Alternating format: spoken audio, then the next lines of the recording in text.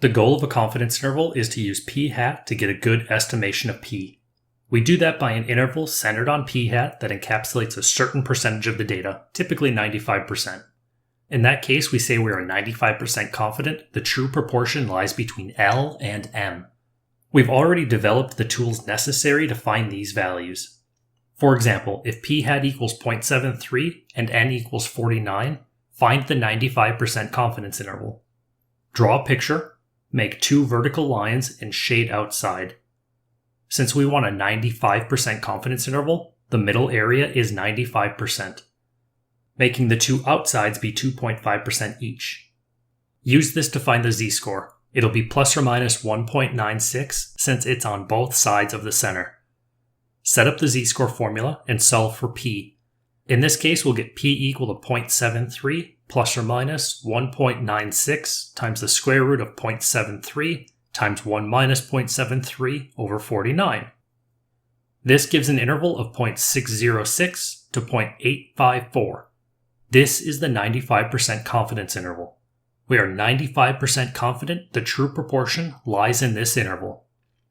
Look at what p is. It's p hat plus or minus z times the standard error, which could be rewritten as p hat plus or minus e, the margin of error.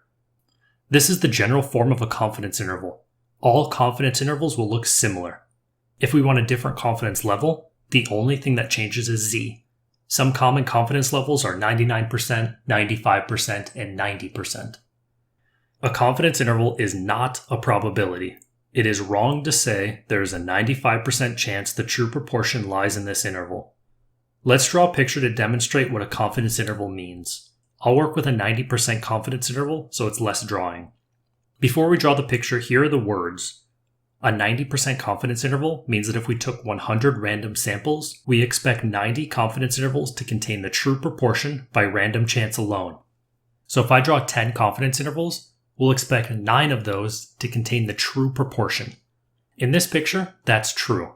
This is the only confidence interval that does not contain p. You may be wondering why we don't just ignore that one confidence interval. Well, how do we know p is here? Why not here? Then it's this interval that doesn't contain p. P could be here, then all the intervals contain p. It's about expectations.